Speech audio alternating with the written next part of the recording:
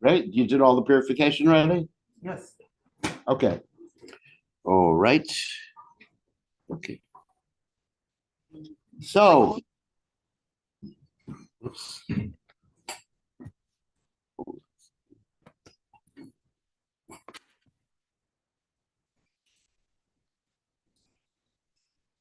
So, Om Gadad Timidandasha Gananjana Shlakaya Chakshur Unmilitam Yena Tasmai Shri Gurave Namaha. I offer my respectful obeisances unto the lotus feet of my spiritual master, His Divine Grace A.C. Bhaktivedanta Swami Srila Prabhupada, who so kindly opened my eyes with the torchlight of knowledge while I was blinded in the darkness of ignorance. So we are here at Giriraj's lotus feet, conducting this most sacred ceremony of initiation. Right, Mala? Okay. So there are basically two types of initiation that are taking place today. One is Harinam initiation, and the other initiation is called actually Diksha, or Brahman initiation, or second initiation. And I'm going to explain the meaning of both of them. However, both of them have the concept of connection to the Sampradaya. As we know, Sampradaya Vinahe Mantras Te Nishpala Mataha.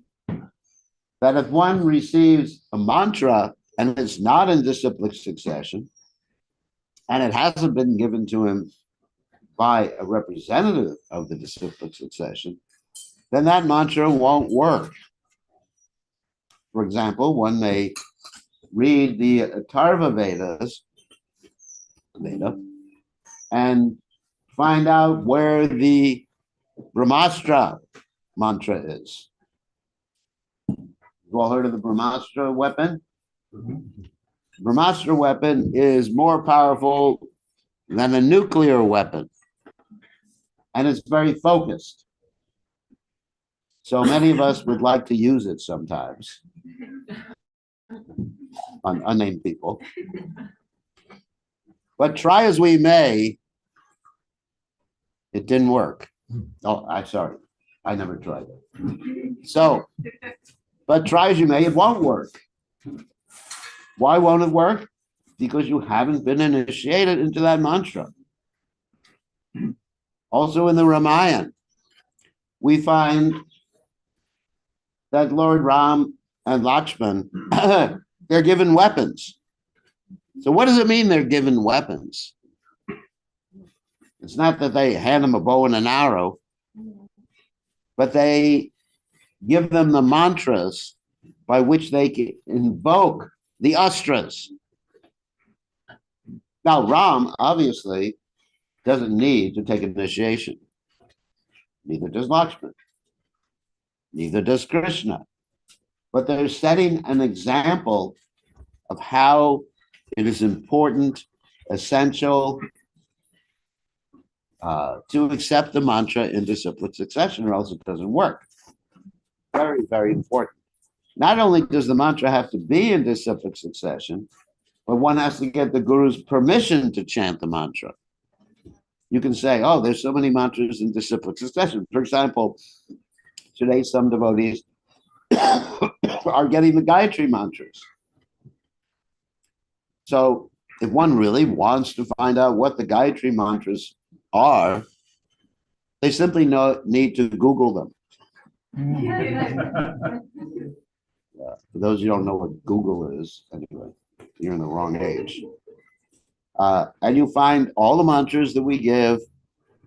Now, originally, when Prabhupada was on the planet, that was pre-Google.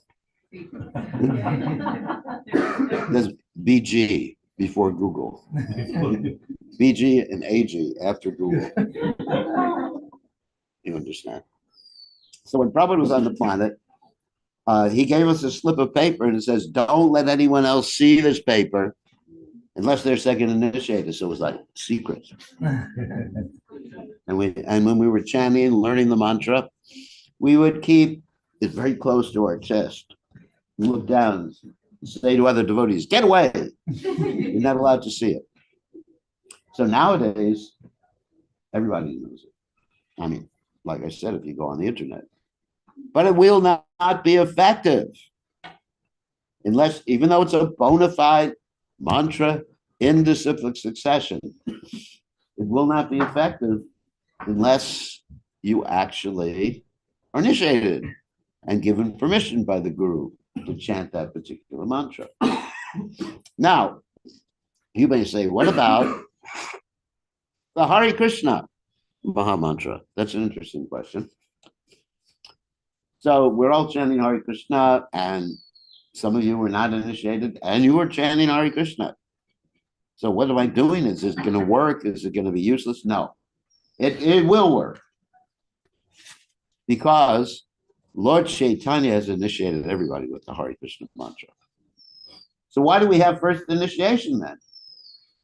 Or Harinam initiation? Interesting question. If everybody already gets Harinam, right?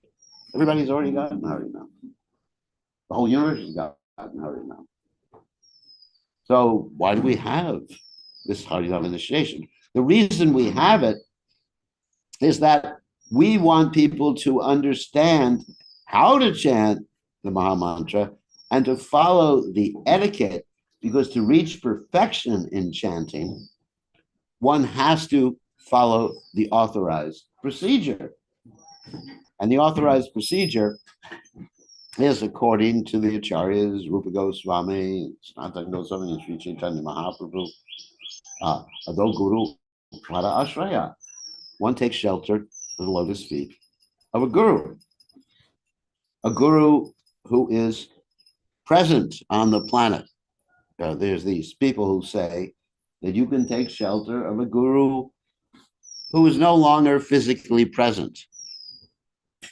That's one of the bogus philosophies that's circling around. And you can take shelter of a guru who's not present. Well, then why not just take shelter of Krishna? Very good. Krishna is Balaram is the original guru. Who's your guru? Balaram. Nityananda. He's my guru. But the process is that one takes shelter of a guru who's present on the planet so that one can get practical instruction on how to be Krishna conscious. And one can also see an example of what it means to be Krishna conscious. So these are requisites or requirements in order to advance in Krishna consciousness. Certainly, if you just chant, yes, you're free from all karma, you're free from all parabdha karma, kuta, bija, and all that other stuff.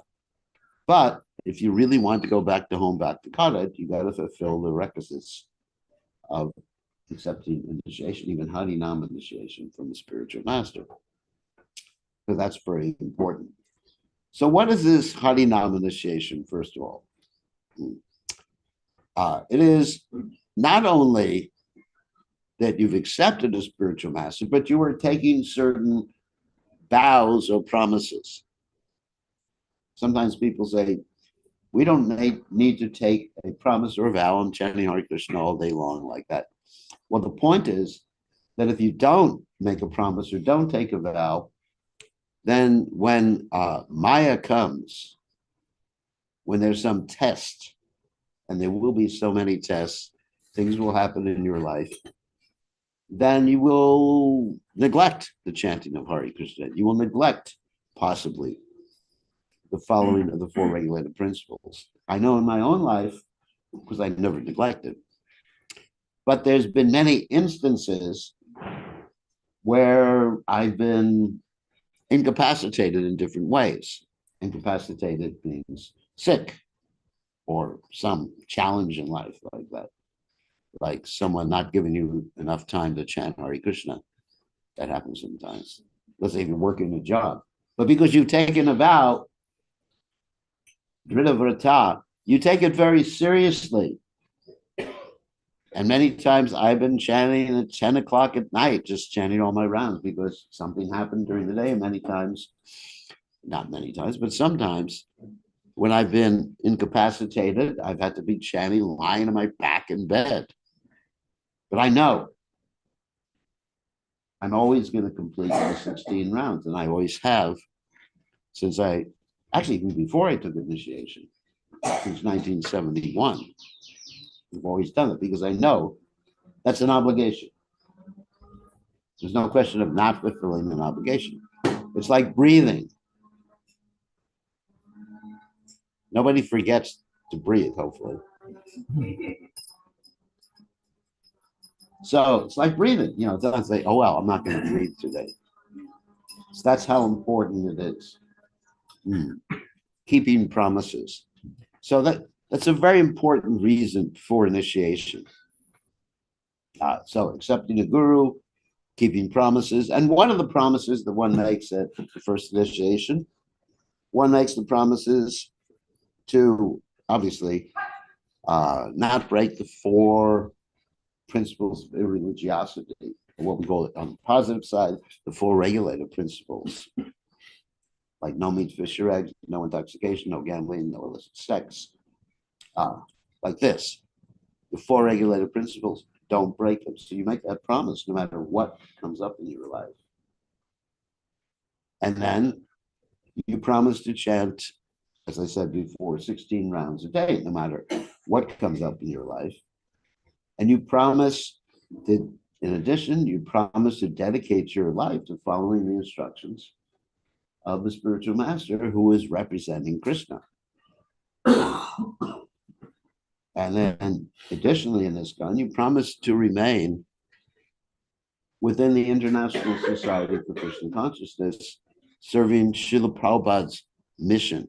Each and every one of us, regardless of who we take initiation from, we're meant to serve Srila Prabhupada's mission. That means, the mission means the International Society for Krishna Consciousness, and we're meant to consider the instructions, guidance, books, example of His Divine Grace, A.C. Bhaktivedanta Swami Srila Prabhupada, as our primary guidance in life. Primary guidance means that our guru, who we take initiation from, may help us in serving Srila Prabhupada's mission. But it's Srila Prabhupada's mission that we are meant to execute. So, and then we also endeavor to advance in devotional service, because what will please Prabhupada the most is if we become pure devotees of the Supreme Personality of Godhead. And the way to do that is to, first of all, neglect, or not neglect, to neglect committing offenses. And Prabhupada at all these initiations, especially first initiation, he would list the 10 offenses against chanting Hare Krishna. So it's very, very important to understand those offenses so that we can chant purely. And by chanting purely, not only will we benefit ourselves, but we will benefit anybody who comes in contact with us. Because as described in the Vedic literatures, there are 2 types of purity. One is your own purity, and the other type is to purify others. There's aseptic and antiseptic, for those who are doctors. Aseptic means that something is not impure, not septic. And antiseptic means something that can make other things free from impurities. So this is an impetus. Well, for example, when I'm chanting my rounds, I'm thinking, Krishna, please empower me, give me the purity to bring people to Krishna consciousness, not only for myself, but for others. And this is a Vaishnava's mood. Panchakalpatarubhisya kripa sindhu vyepachapatitanam pavanebhyo Vaishnavebhyo namo namaha.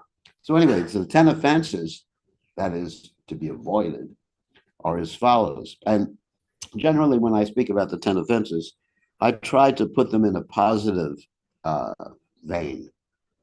Positive vein doesn't mean the offenses are positive, but there's a positive way to counteract the 10 offenses.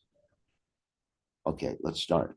First offense, of course, is called the mad elephant offense. That is the offense where one blasphemes or criticizes or physically harms a devotee of the Supreme Personality, one who has dedicated their lives to propagating the holy name of the Lord. So the positive way to express that offense is that whenever we see a devotee, we feel happy. It's described, if you don't feel happy when you see a devotee, you got trouble. That's the beginning of an offense. If a devotee comes, you think, oh my God, it's prasadam time. And he's come to my door. I hope he goes away. Sometimes a devotee comes, traveling from long distance. You say, Maharaj, when are you leaving? I haven't gotten here yet. Anyway, so instead we feel happy to see a Vaishnava. We serve the Vaishnavas. Mahat Seva Mahor Vimuktes. Isn't it? Sadhu Sangha, Sarva Sashtakoi, Lavabhatra Sadhu Sangha, Sarva Siddhoi. And in this way, we make spiritual advancement because Krishna says, as you know from the Adi Purana, one who says he is my devotee is not my devotee, but one who says he is a devotee of my devotee is my devotee. So that's how we counteract the tendency to commit offenses and criticize Vaishnavas. Second offense, and that's it. This is a big one, especially in India and Fiji. It's consider the names of the demigods, like Lord Brahma, Lord Shiva. Of course, nobody worships Lord Brahma nowadays, but anyway. But Lord Shiva and others to be equal to or independent of the holy name of the Supreme Personality of Godhead. Generally, the demigods' names, except for Lord Shiva, are positions rather than actual names of persons. Like we say Lord Brahma, there's many Lord Brahmas. And different people, you can become Lord Brahma if you like. So anyway, so the names of the demigods are not the same as the demigods. And even if they were, they're not the Supreme Personality of Godhead. Ahamadir hi Devanam, Krishna says in the Gita. I am the source of the Devas. Sarvasya Prabhu. I mean, so many verses are there. One who worships the demigods, it's a Vini Purvakam. It's not the right path, according to Krishna and Gita. So anyway, so Krishna is the Supreme Personality of God. And how to counteract that offense? We see the demigods as servants of Krishna. They're devotees. We respect them. When Chaitanya Mahaprabhu was touring South India, actually everywhere in India, when Lord Chaitanya came to a temple of Lord Shiva or other demigods, I was just reading how he came to a temple of eight-armed Durga and he paid respect in the temple. He offered respect. He even rolled on the ground because he saw them as servants of Krishna. That's how we see the demigods, not to neglect, not to offend, but to see them as servants of Krishna. Third offense is to disobey the order of the spiritual master, and the obvious positive to that. Can anyone guess? Follow the order. Yeah, follow the order. At the same time, we don't follow blindly. Prabhupada said, blind following and absurd inquiries are condemned. Following blindly means, the guru tells you something. I mean, Prabhupada gives that typical story where the guru asks the disciple for different things. And the disciple goes out and gets all those things, but he doesn't tell the guru that he's using the guru's money. Because the disciples are serving the guru. He takes charge of the guru's bank account. And the guru's very pleased with him. The disciple says, here it is, Gurudev. And Gurudev says, how did you get the... And the disciple says, everything is yours, Guru Maharaj. Prabhupada tells that story. And then after a while, the guru asked the disciple, how much is in the bank account? And the disciple says, everything was yours, Guru Maharaj. Everything was yours because I spent it all. So, obviously he should have told the guru, where do you want me to get the money from? We don't have, we have limited money in the bank account. I don't have any money. So that's an example where blind following really gets you in trouble. So you have a right, like we see in one of Prabhupada's dearmost disciples, Tamal Krishna Maharaj, he would definitely present alternative viewpoints before Prabhupada when Prabhupada would tell him something. So one has to really have this interaction between the disciple and the guru. It's not just like, yes, Guru Maharaj, kill that person. Yes, Guru Maharaj. That's stupid. We don't need that sort of chumcha. So, isn't it? It's boring to have a chumcha. Unless you're a politician in India, then it's something useful. So anyways, so next offense, of course, is the blaspheme Vedic literatures or literatures of pursuance of the Vedic version. So, of course, we respect all literatures in any culture that glorify the Supreme Personality of God. Whether we're talking about the Western, biblical literatures, Quran, or whatever, we actually respect them as coming as glorification of God. They may be kindergarten stuff compared to what we're studying in the Vedic literatures, which is the postgraduate study of God, but still we respect. So, going quickly, not so quickly, through the 10 offenses. Next offense is to think the glories of the Lord, the glories of the holy name, are imagination. And we know, that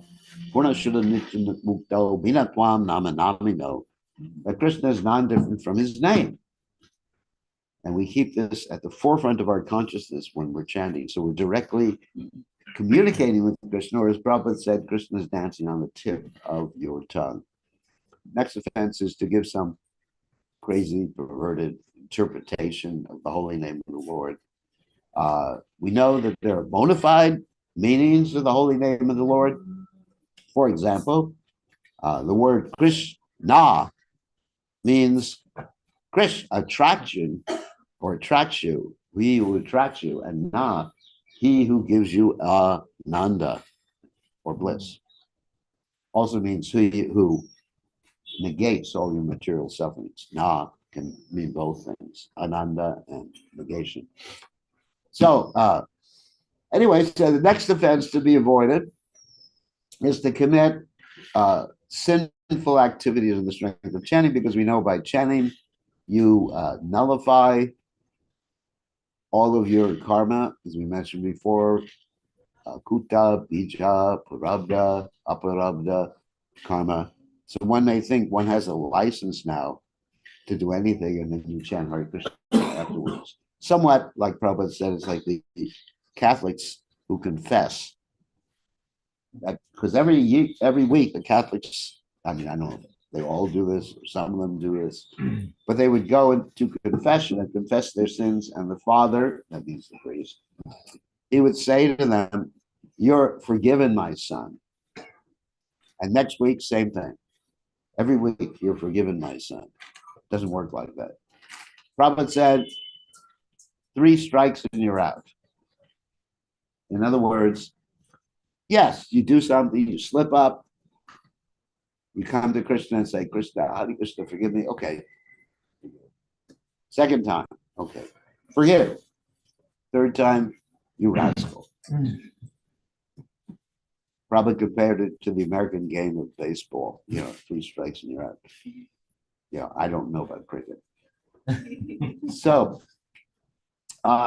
anyway, so the next offense is to consider chanting to be like a ritualistic activity.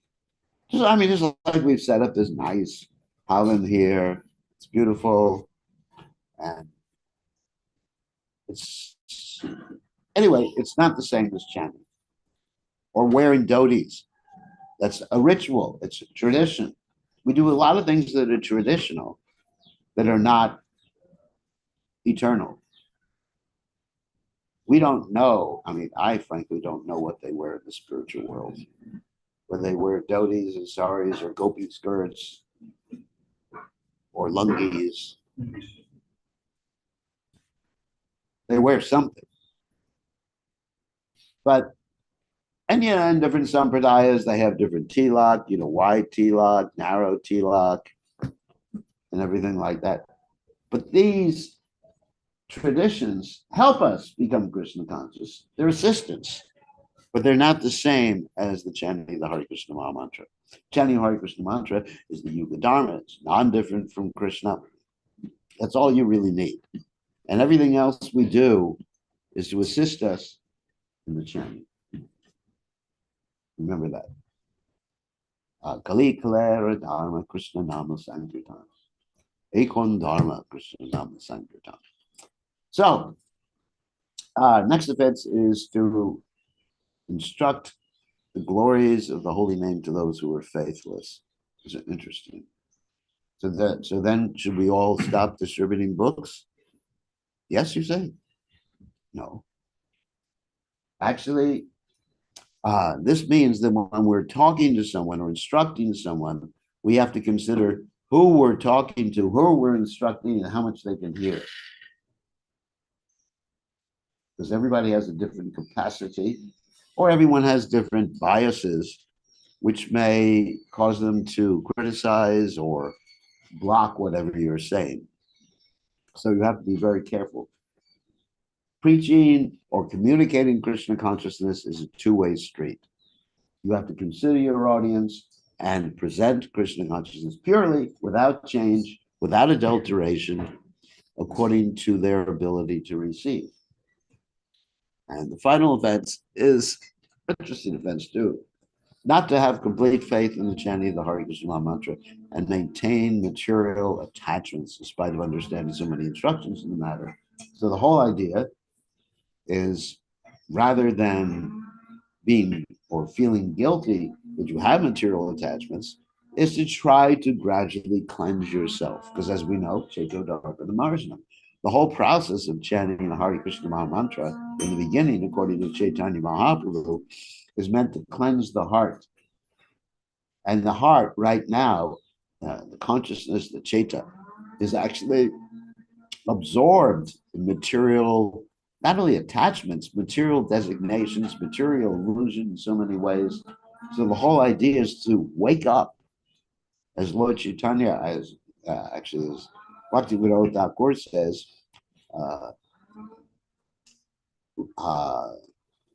Jeev Jago, Gora Janda Bole, Kota Nitra Yao Maya Pisa Chirikole. Wake up. And the process of Krishna consciousness is waking up. You're already, by nature, Krishna conscious. Isn't it? Lord Chaitanya states this.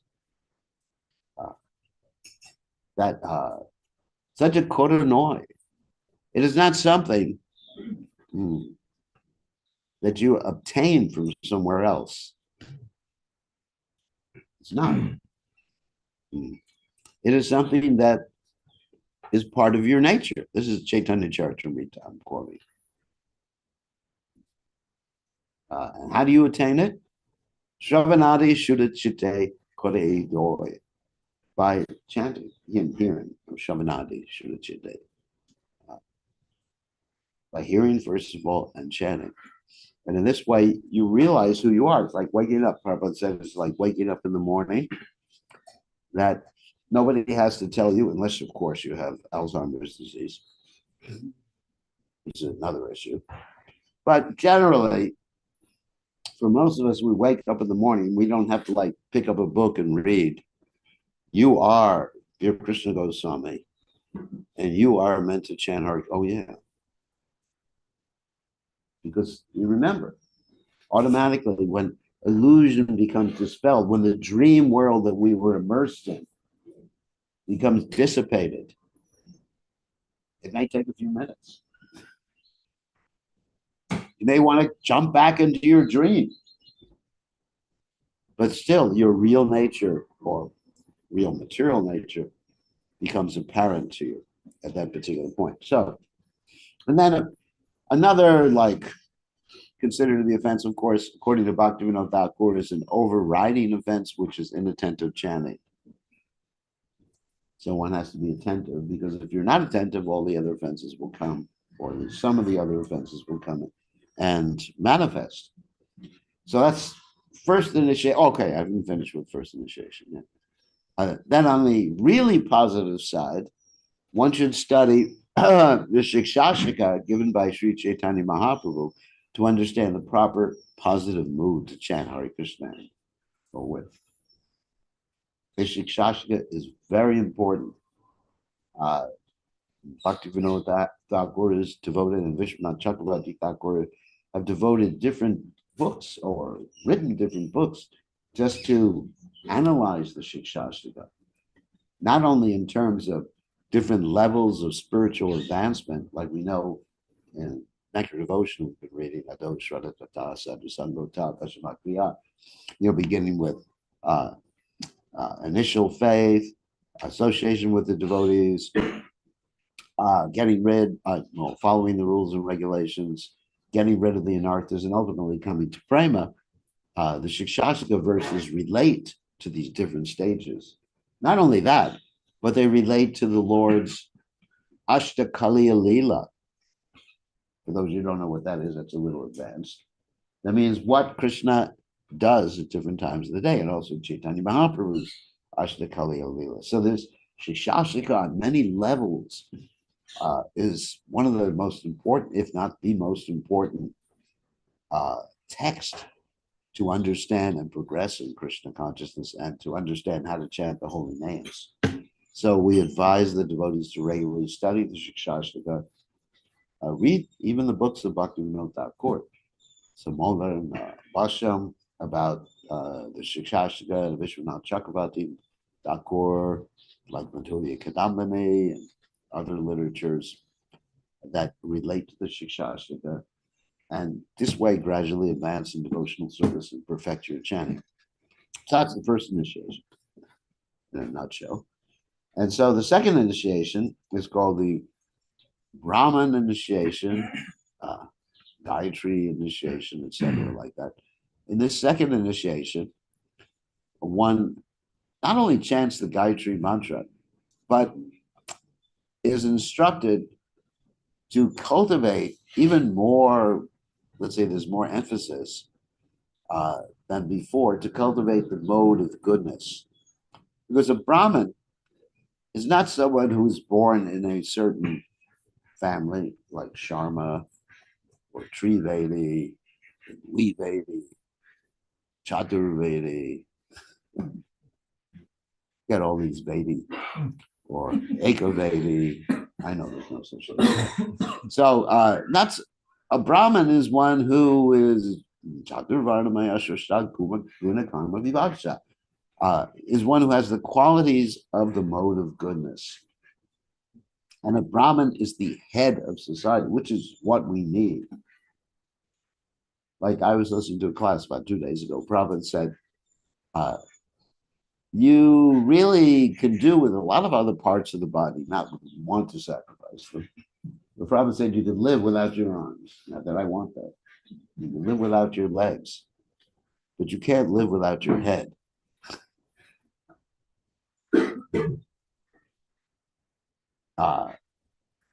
Unless you happen to be that demon. Unless you're Rahu. Well, Rahu is just the head, sorry. But, unless you're Rahu, Rahu is just the head. He doesn't even have a heart. Anyway, so you can't live without your head. So society requires a head.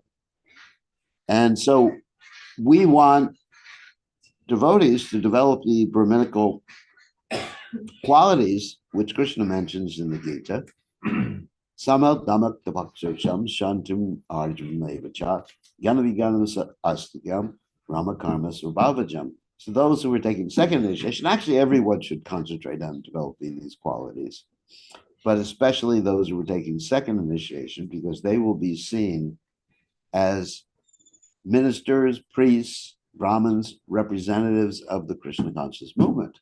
It's a very important responsibility. When you take second initiation, you're respected, especially in Indian society.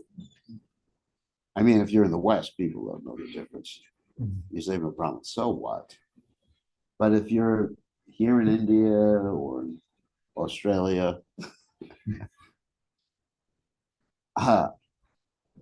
amongst different communities, then people will respect you more. And then if you act inappropriately, then people will not only disrespect you, but they will disrespect the International Society for Krishna Consciousness. They'll disrespect Prabhupada. So therefore, very important, Sama, it's important to become or be equipoised in all circumstances. Equipoised means happiness, distress, pleasure and pain, winter and summer seasons. Very, very important. That doesn't mean you put on a coat when you're cold. You shouldn't be that equipoised. You should take some precautions. You know, if it's too cold or too hot, that's another thing. But equipoise means to continue with your responsibilities in spite of different reverses or challenges that one may have. So sama, dhamma. Dhamma means tame or sense controlled.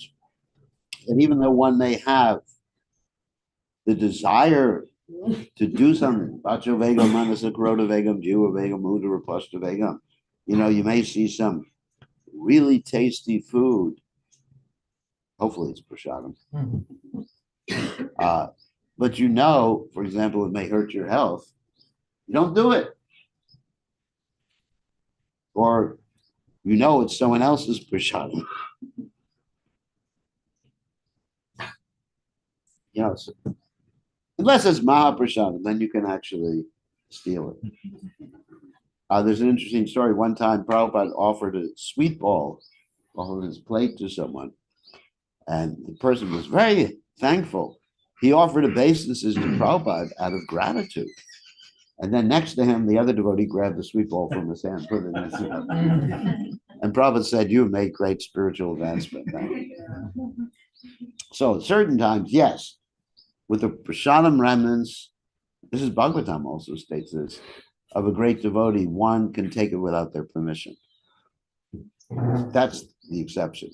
But generally, we should be controlling our tongue. Because if we eat too much, then there may be sleeping too much, there may be increases, you know, like we have this Vacho Vegam, Manasa Karota Vegam, Jiva Vegam, Udara Pashta Vegam. Then it puts pressure on the other organs and then one becomes lusty.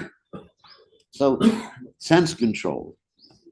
And then also the next one, not only with the tongue, but also with the anger and, you know, other things. How do we control our senses? Through the use of intelligence. If we feel anger rearing up its ugly face, then we just think, is this appropriate to express it? We use our intelligence, buddhi.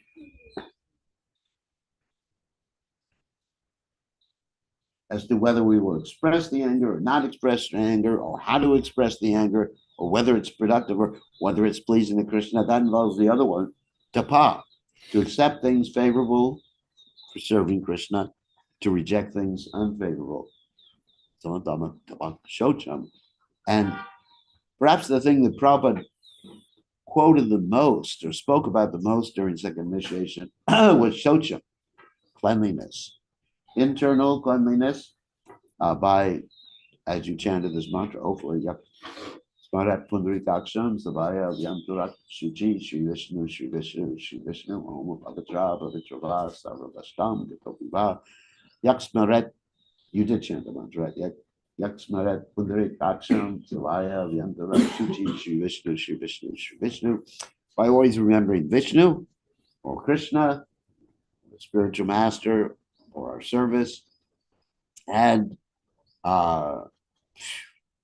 external cleanliness by bathing regularly, keeping the body very clean. Prabhupada expected the devotees to be revolutionary clean and the temples to be revolutionary clean. And Prabhupada would get very upset when he saw anything that was out of place or dirty in his temples or with the devotees. So Shanti, then we have other requisites of a Brahmin like tolerance, honesty, religiosity. Honesty means we always tell the truth. The only time you don't tell the truth is when you're protecting someone, right? Not protecting some other brahmachari in the temple, but anyway, from the temple president. But protecting, that example is given in the Mahabharata. And I'm not going to tell the story, but if there's the question of protecting individuals whose life is being threatened, and you can tell a lie to protect those individuals, go ahead and do it. Or in the case of grandfather Bhishma, he should have broken his promise to support Duryodhana and Dhritarashtra. And because he didn't, he ended up on the wrong side of the battle of Kurukshetra. He realized that in the Shanti Parv of the Mahabharata. Bhishma realizes this and speaks about this. So anyway, so these are the qualities the Brahmins should attempt to cultivate. And to help us cultivate, to help a Brahmin cultivate, we accept association in the mode of goodness. People in the mode of goodness, food in the mode of goodness. Krishna talks about this in the Bhagavad Gita. You know, food in the mode of goodness is, you know, healthy and good fat in the food, and food in the mode of passion is too spicy, hot like that. And food in the mode of ignorance is tasteless, stale, decomposed, etc. So we have food in the mode of goodness, people in the mode of goodness, music in the mode of goodness, because this association, karnam guna sangasha sadasad janma jonishu, the cause of our consciousness being in a particular state is because of guna sangha, associating with certain modes. Of course, ultimately, we want to associate with the Vishuddha Sattva, the transcendental mode of Krishna consciousness. But within this world, yes, we have certain options to associate with different things that are different modes of nature, just practical things. And that helps us develop or cultivate the mode of goodness. And in this way, one becomes a Brahmin. So that's second initiation. So I think that that's it. We'll proceed with the fire sacrifice. Before that, we have to give the names to the different individuals, and they take their vows. So, okay. So all glories to Prabhupada. So now the people who are going to be taking first initiation, and then we give the Brahmin threads out. So actually, first we have Vyas Tirtha. And the way you do this is you offer obeisances to the deities, to His Divine Grace Srila Prabhupada, and then you come up here and you offer obeisances. And of course, everybody knows his name already. That's strange. Anyway. So he's going to take his vows again. As many of these devotees took initiation online before, but they never got their beads.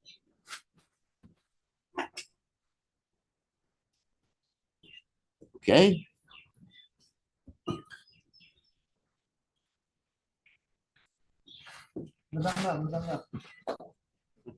Mridanga? What are the, of course you can speak in Hindi. What are the four regulated principles? I can follow the principle: no gambling, and no alcohol, and no diseases, What else? and no intoxication. Well, you said it, gambling, intoxication. What is the other one? No meat.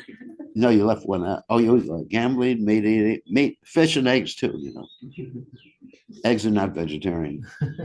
Sometimes in India they'll say eggs are vegetarian.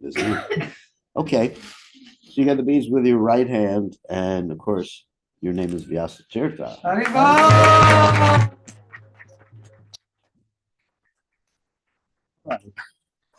And next, we'll have our two devotees from Yes, Purana. Vyasa Tirtha. Yes, Tirtha Prabhu ki. We'll have our two devotees from Finland come up, Mike and Lotta. So you offer basically to the deities, to Prabhupada, and then you come here. Watch this.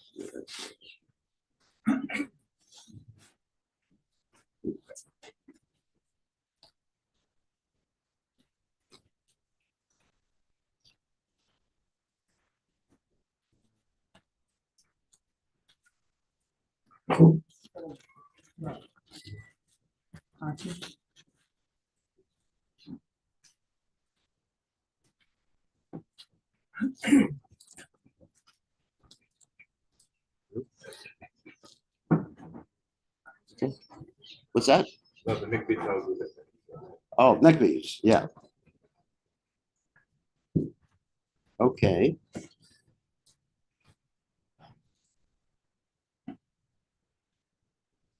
Okay, do Mike first. Mike is from Finland and the United States. And he looks like he comes from the spiritual world with it. I mean, it's great. Probably said that. So, what are the four regulated principles? No intoxicants, no illicit sex, no gambling, and no meat eating. And fish and eggs. Yeah, all the above. And how many rounds every day? 16 or above. 16 or both? Yeah, 16 minimum. Yeah, That's what minimum. Prabhupada would often say. Mhm. So, you have the beads with your right hand. So he's a yogi. So we'll give him like a yogi name. So his name now is actually a yogi name and yeah, very nice name. Mahadev.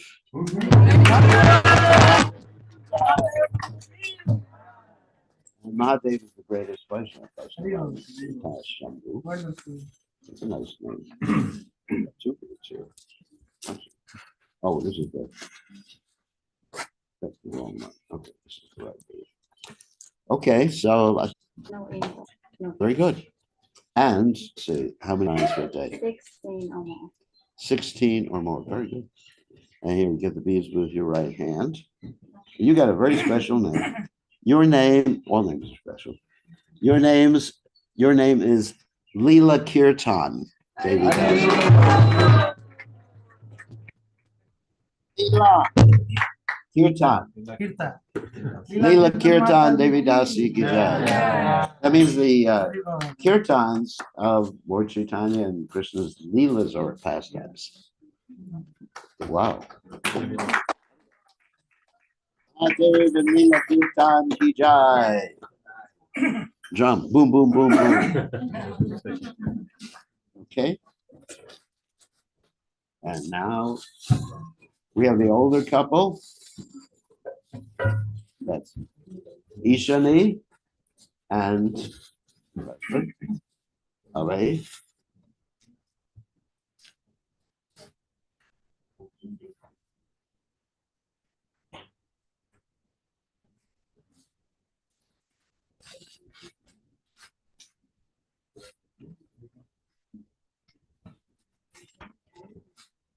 What's that? That's the beat for Rudraksh. I chant on other beats for him. Oh. Otherwise, I'm gonna have to sit here and No, no, chant that's around. all right. Is that all right? Yes, yes.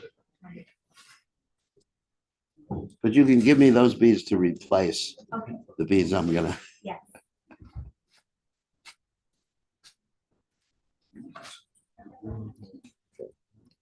They're nice beads. Oh, the neck beads, he should. Okay, should keep the next. Just he should put the neck beads on. Yeah. Okay.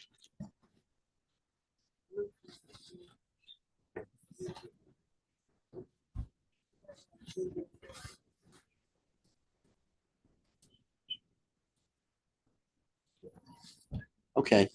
So I think you have to translate. She doesn't speak English. Tiny. Tiny. Okay. So you should. Anyway, sometimes with the older people, I don't ask them about the regular principles. Better not. We've done it. Yeah, that's right. We've already done that. So how many rounds you chant every day? Kitno rounds? 16. 16. So your name is Ishani, so you go with the bees with your right hand. Haribo. Ishani, yeah. Ishani Mata ki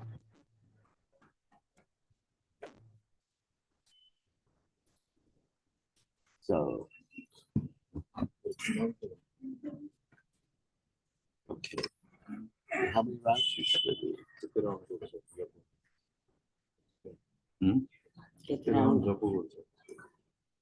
So 16 rooms. Oh, 16 here. You get the bees with your right hand, and your name, if I remember correctly, because it's been a while, is Aben. Is that right? awareness. Abhay. Aben. Ojoy Nursing. Abhay. Ojoy. That's his initiated name, or Ojoy Nursing. I don't remember. Because I mean, it's been a long time ago. Yeah, You know, You know. Abhay Narasimha is the Yeah. Abhay. Aben. Abhay. Abay, Abay, Abhay. Abay, Abhay, yeah. Abay, Abay. That's what I thought. Abay. Okay. Hare Krishna. And then finally, Yeah. we have There was Rudraksha, who's going to get Tulsi Mala instead of Rudraksha Mala. Because that Rudraksha are the beads that the Lord Shiva devotees chant on. Did you know that? No. You didn't know that? This is the last week. Yeah. Lord Shiva devotees use Rudraksha. Yes, I beads. knew that, but we will do. No, we don't. Yeah. No, his name is Rudraksha. But I'm going to give him Tulsi Mala. Yes. So Rudraksha, you're 16 years old. You're going to have a lot of challenges in life ahead. Remain determined to keep chanting and following the principles. I mean, there'll be a lot of things that happen in life that test your determination. But you have to remember somehow or other. So what are the four regulated principles? no gambling, no intoxication, no meat, fish, egg eating, and no illicit sex. Very good. And how many rounds you chanted? 16 now. 16 rounds. So we have to give you a name that's appropriate. Did you remember? So your name now, get the beads with the right hand, is not Rudraksha, don't worry, is Rudranath. So Rudranath, of course, is the Lord of Rudra, who is, Krishna. no, Ram, Rudranath. Yeah.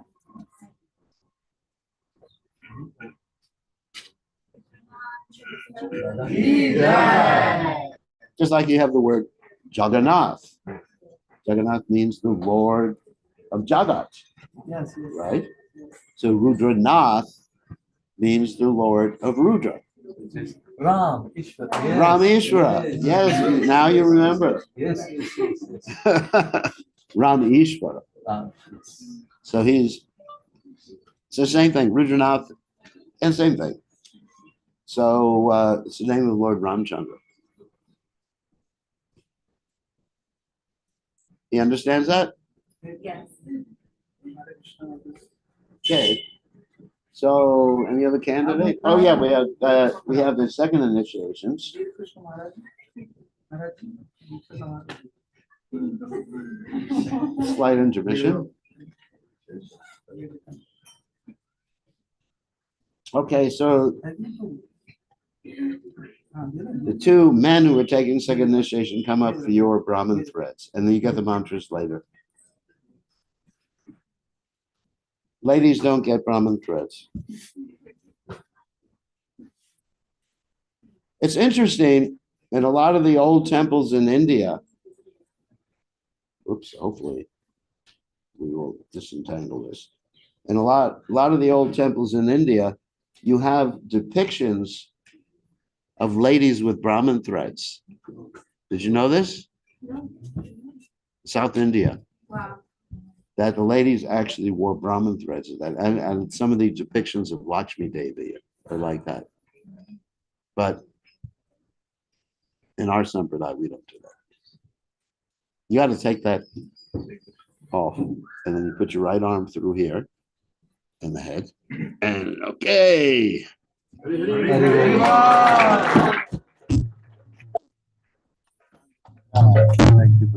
Okay, and the mantras you get later in my quarters.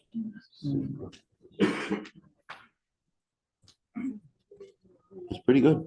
Entangled. Tattva. The knower of Tattva. Tattva bit. So, okay.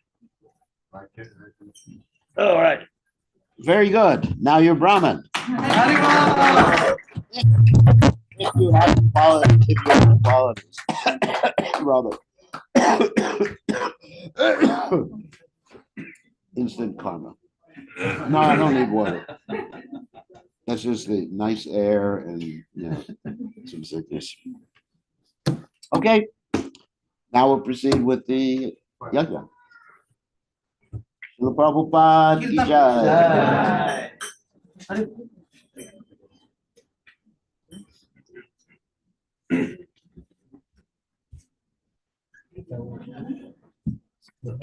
What? Oh, thank you. Hare Krishna.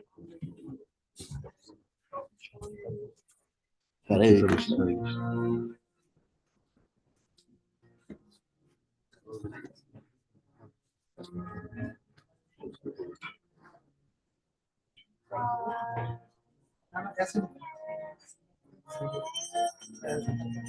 What about malas for the Yeah, it's all participants? there, Gurudev. It's all there.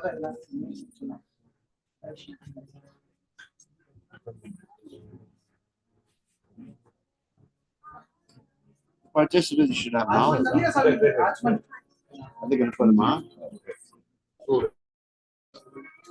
Just waiting for his direction to when.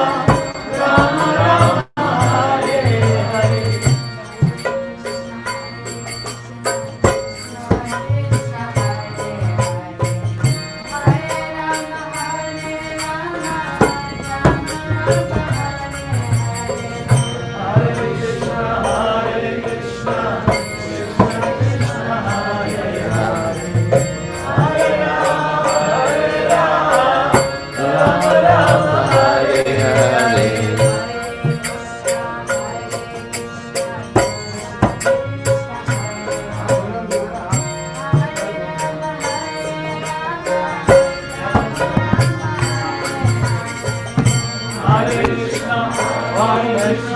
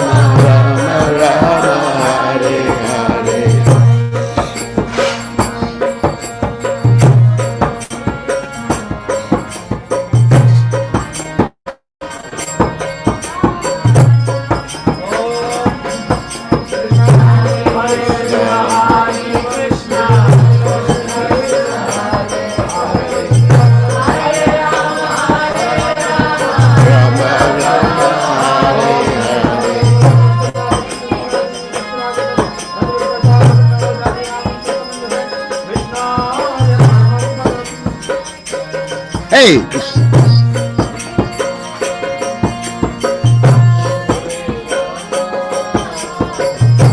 bees or what? Don't know what they are. Why?